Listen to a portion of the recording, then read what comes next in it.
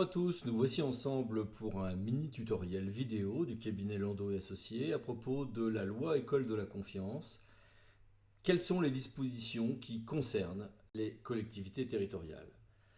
Ce texte est le fruit d'un accord en commission mixte paritaire entre l'Assemblée et le Sénat a enregistré un certain nombre de victoires parce que le gouvernement était soucieux que cette loi soit adoptée vite pour une application d'un grand nombre de ses dispositions à la rentrée de septembre. Alors qu'avons-nous? Une des grandes polémiques de ce texte, qui ne concerne pas directement les collectivités locales, quoique, c'est l'article 1er du projet de loi. Alors, les syndicats voyaient un outil pour museler les parents, mais surtout les enseignants, dans la première mouture de cet article 1er que voici. L'article aujourd'hui premier qui deviendra l'article L111-3 du Code de l'éducation, -1 du Code de l'éducation, c'est l'engagement à l'exemplarité des personnels de l'éducation nationale conforte leur autorité dans la classe et l'établissement et contribue au lien de confiance qui doit unir les élèves et leurs familles au service public de l'éducation. Ce lien implique le respect des élèves et de leurs familles à l'égard des professeurs, de l'ensemble des personnels et de l'institution scolaire. Certains syndicats enseignants y voient une manière de museler, d'avoir des exigences d'engagement et d'exemplarité pour les personnels de l'éducation nationale, sauf que c'est déjà le cas en droit, clairement.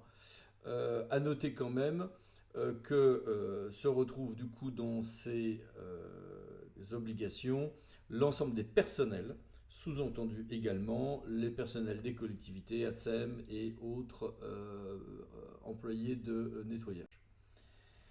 Sur la lutte contre l'absentéisme, le Sénat proposait des mesures assez vives d'avertissement, d'information du maire, mais aussi de lien avec les allocations familiales. Tout ceci a été abandonné en commission paritaire. Quelques modifications mineures ne nous retiendront pas plus longtemps, telles que par exemple le fait qu'il y aura dans les classes l'emblème national de la République française, le drapeau français, le drapeau européen, la devise de la République, etc. Et que s'il y a une carte de France, elle devra intégrer l'outre-mer. Bon, très bien. Il y a un article sur le harcèlement. Alors, on peut prendre le verre à moitié plein ou à moitié vide. La bonne nouvelle, c'est que pour tout ce qui est harcèlement, on a pris en compte un nouveau phénomène, c'est la dégradation des conditions d'apprentissage. Mais l'ANDEV estime et signale à juste titre que sur le harcèlement, il faudrait des mesures larges, ambitieuses, car le harcèlement n'est pas un problème limité au monde scolaire, il peut se propager ou au contraire naître du périscolaire, d'activités sportives, associatives ou autres. Néanmoins, pour la partie verre à moitié plein, constatons une progression et une grande partie des améliorations sur les questions de harcèlement scolaire avaient déjà été faites il y a un an avec la loi Schiappa. Sur d'autres aspects, sur les formulaires, il y a failli y avoir une guerre sur parent 1, parent 2 ou que sais-je encore. On aboutit à un entre-deux, c'est que les formulaires administratifs devront choisir entre les termes père, mère et représentant légal. Ce qui permet d'inclure bien des situations et pas seulement celles donc de l'homoparentalité.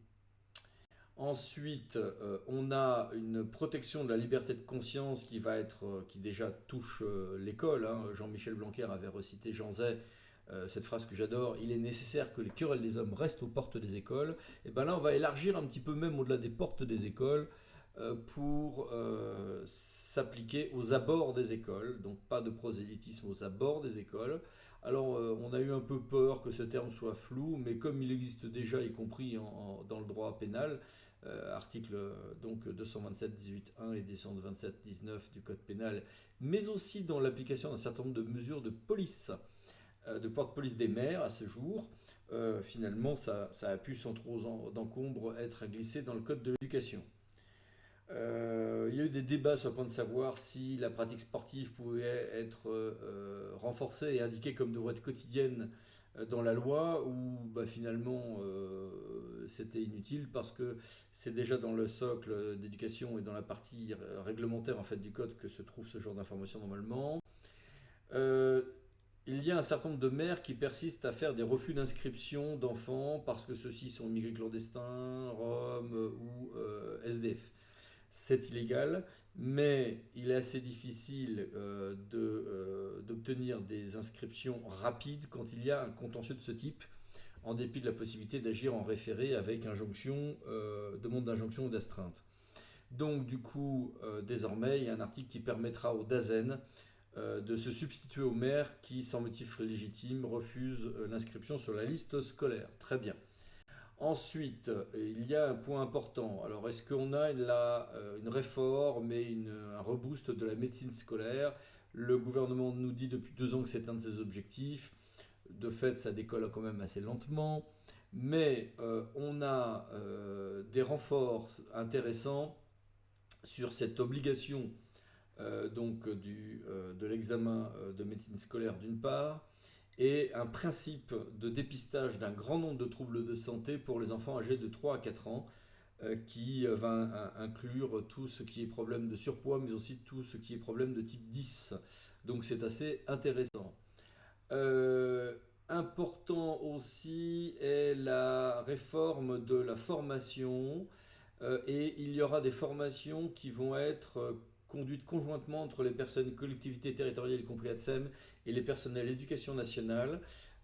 Donc il y a un volet, si vous voulez, de formation qui est à la fois pour la conversion à prévoir d'un certain nombre d'institutions qui aujourd'hui n'étaient pas dans un cadre purement assimilable au monde scolaire entre 3 et 6 ans, mais aussi donc une formation future qui permettra d'avoir des discours communs, des problématiques communes. C'était un des souhaits de l'ANDEF d'ailleurs. On a eu énormément de modules également, du coup, de formation qui peuvent donner lieu, ou qui ont vocation à donner lieu d'ailleurs, à des conventionnements avec les différents acteurs de la communauté éducative. Dans ce même cadre, d'ailleurs, vous avez aussi un plan départemental qui va relever donc du département, du conseil départemental, d'accueil du jeune enfant et de soutien à la parentalité. Reste à savoir si et qui va devoir intégrer évidemment la scolarisation des enfants de 3 à 6 ans, mais aussi la mutualisation des moyens consacrés à l'accueil des enfants de moins de 3 ans. Reste à savoir quelle sera la valeur juridique de ces plans départementaux, car à ce jour, ils ne sont qu'indicatifs. On a ensuite une obligation d'instruction qui sera abaissée de 3 à 6 ans et non pas les 2 ans qui étaient envisagés. Alors on peut trouver que c'est une fausse révolution ou une vraie révolution. Tout le monde a pointé dans les grands médias qu'aujourd'hui la scolarisation des enfants de 3 ans était de 97,5%, donc c'est absolument pas rien. Oui, mais attention. 1. Ce taux baisse année après année. Il baisse au profit d'enfants qui sont en auto-éducation avec des conditions tout à fait favorables, mais il baisse aussi en raison de désocialisation, de pratiques religieuses extrêmes, ou en tout cas à tout le moins non ouvertes sur le monde d'aujourd'hui, ou carrément de pratiques sectaires. Et ces 2,5% de personnes non scolarisées qui tend à augmenter concerne donc des enfants pour lesquels il y aurait donc un accompagnement particulièrement urgent à prévoir pour donc une partie non négligeable d'entre eux. En plus, un grand nombre des diagnostics médicaux que nous avons évoqués tout à l'heure méritent d'être faits également pas trop tôt. 6 ans, c'est trop tard, bien souvent. Sachant que d'ailleurs, sur ces diagnostics médicaux, il faudra peut-être que la France appréhende, comme la plupart des pays étrangers, tout ce qui est symptômes de type 10, dyslexie ou autre, comme étant sur un spectre plus large, mais ne nécessitant pas spécialement un traitement de type AVS. De ce point de vue-là, la France a une spécificité consistant à voir ces difficultés comme étant peu nombreuses, mais nécessitant des traitements lourds, alors que le spectre est plus large et nécessite souvent des traitements intermédiaires. On retrouve ici dans cet article L131.8 la possibilité d'une autorisation d'aménagement du temps de l'enfant. En fait, on est directement lié là aussi à la scolarisation à partir de 3 ans. Beaucoup de personnes ont évoqué le fait que à partir de 3 ans, il y a des enfants qui vont se retrouver scolarisés, mais qui n'y sont pas encore prêts en termes notamment de sieste ou de moments calmes. Donc cet article, c'est la réponse à cela, mais c'est une réponse extrêmement rigide, puisque ça repose en fait sur la possibilité d'avoir un aménagement du temps de présence, et on va se retrouver avec, par exemple, l'après-midi, les parents qui pourront récupérer l'enfant, en ramenant ou pas l'enfant après. Mais on a déjà des salles qui permettent ces siestes ou ces moments calmes. Donc il y a beaucoup d'acteurs de terrain qui disent ben non, on va continuer à utiliser les salles en la matière et tout va bien se passer. Et on utilisera ce régime de l'article L131.8 dans des cas tout à fait exceptionnels. D'autres qui disent non, parce qu'on aura plus d'élèves à scolariser, on n'aura plus la place, il y aura un changement aussi dans le contenu pédagogique qui fait que cette solution sera la seule permettant de respecter les rythmes de l'enfant qui a encore besoin d'avoir une sieste. Et là, on croit halluciner, surtout que certains directeurs d'école ont déjà signalé que quand il y aurait l'application de ce régime, il faudrait bien que les parents ramènent l'enfant à l'école, sous-entendu quoi, de 15h30 à 16h30. Bon, espérons que le bon sens va prévaloir un peu partout. On se retrouve avec un autre article qui nous dit que l'enseignement dans les écoles maternelles et élémentaires est gratuit. Alors là, bah oui, c'est déjà le cas. Donc pourquoi cette phrase? Vérification faite après avoir regardé les débats parlementaires, mais surtout interrogé un certain nombre de parlementaires. Cet article aurait vocation pour être brandi à ceux des enseignants qui ont des demandes toujours plus déraisonnables en termes de fournitures, y compris les fournitures non assurées par la commune. Et donc viserait à leur rappeler qu'il y a un moment donné où on ne peut pas demander des fournitures coûteuses à tous les parents, certes. On a donc toute une série d'adaptations qui ont été faites ensuite sur cette scolarisation des enfants de 3 à 6 ans. Alors il y a plein de problèmes qui viennent de cette scolarisation nouvelle des enfants de 3 à 6 ans, en dépit du fait, encore une fois, que cela ne concerne à ce jour qu'un surcroît de 2,5% d'enfants. D'abord, cela pose des problèmes de classe unique. Est-ce que cela change la question des classes uniques? La réponse est non. Il y a bien cet article d'ailleurs qui le permet. En revanche, il a été envisagé dans les débats parlementaires des classes uniques qui auraient été de la maternelle jusqu'au début du collège. Et ça a été vivement refusé, essentiellement par le corps enseignant. Corps enseignant qui, dans la même logique, a refusé un vrai pouvoir quasi hiérarchique qui aurait pu être donné par le législateur au directeur d'école. On se retrouve donc avec un volet formation, on se retrouve avec un problème de propreté pour les 3 à 6 ans, parce qu'on va avoir une scolarisation même si l'enfant n'est pas propre, au sens d'aller aux toilettes.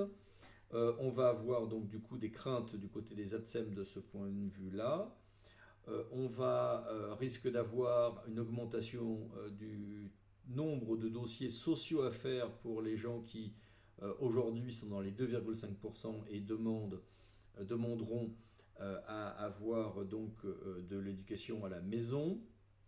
Et puis évidemment, le gros dossier qui va résulter de ce passage d'une obligation de scolarité à 6 ans vers un avancement à 3 ans, c'est qu'on va avoir des questions financières. Alors, l'État a dit clairement qu'il allait indemniser. C'est pas extrêmement clair que c'est pérenne, mais constitutionnellement, article 112.2 du Code de la Constitution, ça doit l'être, les dépenses nouvelles. Alors, les dépenses nouvelles, si on monte de 97,5% à peut-être 98 ou 99% de la scolarisation des enfants, ça ne va pas être une révolution de ce point de vue-là, puisqu'il restera toujours un pourcentage qui sera en éducation à la maison. Mais ce qui est important, c'est que ça va compliquer la chose vis-à-vis des écoles privées. Aujourd'hui, quand vous êtes en élémentaire, et bien vous devez payer un forfait élève en fonction du coût dans l'école publique que vous reversez pour la part fonctionnement et pas investissement à l'école privée. Sauf que par contre pour le maternel, c'est pas du tout comme ça que ça marche. Pour le versement aux écoles privées de la commune, la commune n'est tenue de verser un forfait élève que si elle a accepté le contrat donc de l'école maternelle. Et encore peut-elle, lors du renouvellement de ces contrats, se désengager. Et il n'y a pas non plus le paiement en maternelle pour les élèves qui vont dans l'école maternelle de la commune d'à côté, contrairement à ce qui se passe, loi du 13 août 2004, amendement Charras, modifié loi Carle 2009, pour l'école élémentaire. Et là, on va se retrouver donc avec des communes qui aujourd'hui financent déjà l'école maternelle, et ça ne va pas changer grand-chose, si ce n'est qu'il y aura quelques élèves en plus à financer, mais pour lesquels il pourra y avoir une indemnisation de l'État. Pour ceux qui aujourd'hui ne payent pas l'école maternelle privée, eh bien, il va y avoir une nouvelle obligation de la financer si elle est sous contrat, mais l'État compensera cette nouvelle dépense. Et paradoxalement, c'est ceux qui finançaient l'école maternelle, notamment ceux qui espéraient se désengager au prochain renouvellement de contrat, qui se retrouvent perdantes. Il y a évidemment un impact de ceci sur également la scolarisation dans l'école de la commune d'à côté, entre écoles publiques, répartition intercommunale des charges scolaires. Ensuite, on a des adaptations qui ont été faites en raison de cette scolarisation pour les jardins d'enfants, mais cette période transitoire n'est garantie que jusqu'à 2024. Après, on verra. On a donc un renforcement du contrôle de l'instruction. Là, je vous ai indiqué des extraits de débats en commission mixte paritaire parce que je les ai trouvés extrêmement intéressants et révélateurs de ce qu'étaient les débats entre Assemblée nationale et Sénat. Donc on a bien un renforcement du contrôle de l'instruction, sans pour autant avoir donc la suppression de l'allocation familiale et avec un peu moins d'informations pour les mères qu'il ne l'était prévu à un moment donné, tout en ayant donc une procédure qui est plutôt renforcée et durcie globalement. Voici l'article 5 de la loi correspondant. Et voici donc les autres éléments avec des inscriptions qui sont des possibilités pour l'administration de faire des inscriptions d'office, mais contrairement à ce qui était prévu, ça pourra être également dans un enseignement, dans des établissements d'enseignement privé. Et une remarque importante, si en revanche un établissement d'enseignement privé s'ouvre alors qu'il y a eu opposition, qui ne devrait pas ouvrir, les responsables de cet établissement d'enseignement risquaient des sanctions, mais pas les parents. Et bien désormais, les parents qui inscrivent leur enfant dans un établissement d'enseignement privé qui a ouvert et qui n'aurait pas dû ouvrir, eh bien auront également des sanctions pénales possibles, ce qui tapera du coup sur ces établissements là où ça fait mal. Un aspect extrêmement important de la loi, c'est le nouveau service public de l'école inclusive, touchant donc ceux des enfants qui sont en situation de handicap. Il y a eu beaucoup de débats.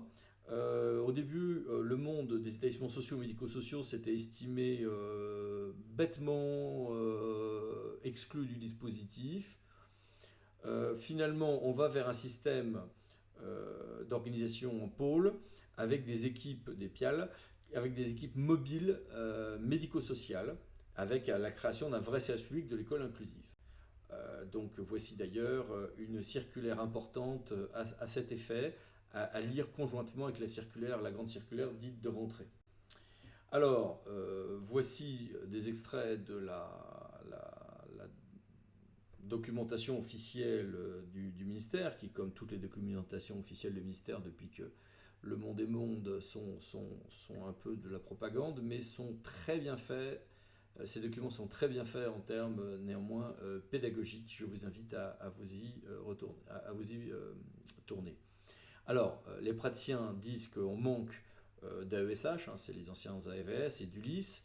Le gouvernement rappelle avec des graphiques qu'il ne cesse d'avoir un nombre d'élèves qui augmente, accompagnés en premier et deuxième degré, et donc d'enfants scolarisés en milieu ordinaire.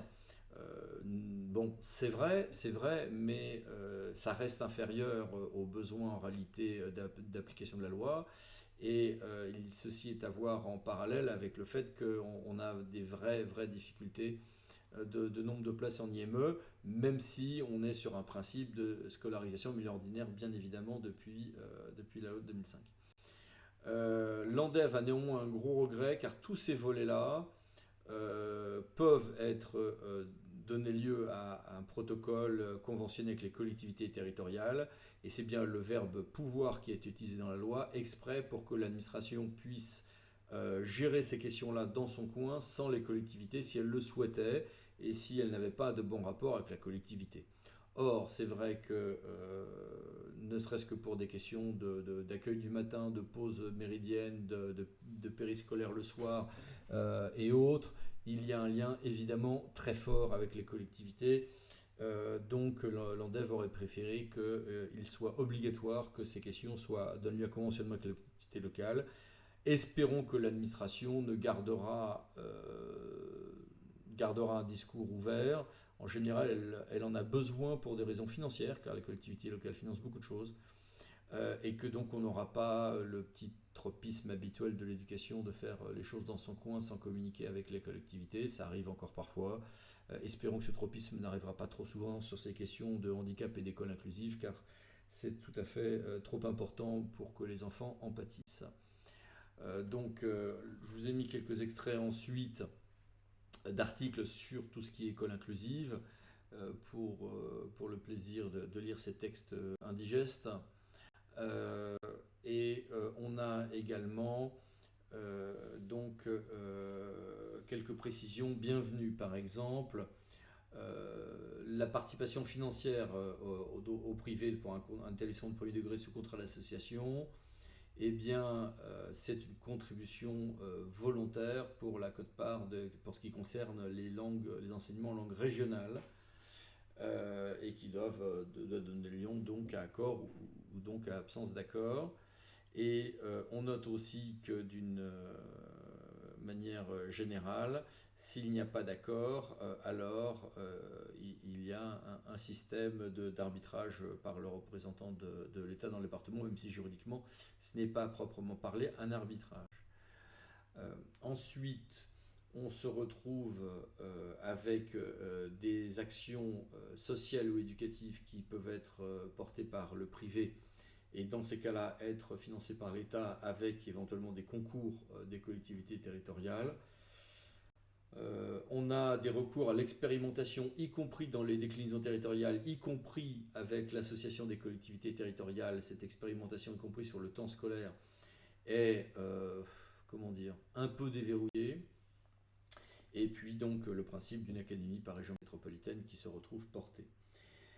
Voici donc un rapide aperçu sur ce qu'il y a dans cette loi pour la partie qui concerne les collectivités territoriales. Il y a à côté de cela un grand nombre d'axes de cette réforme, ils sont majoritaires, qui concernent l'éducation elle-même, mais ce n'est pas dans notre champ d'expertise que de le traiter avec vous. Merci d'avoir été avec nous pour ce tutoriel, ce mini tutoriel vidéo, et à bientôt pour des tutoriels, des ouvrages, des articles de blog ou des vidéos de notre cabinet. Au revoir.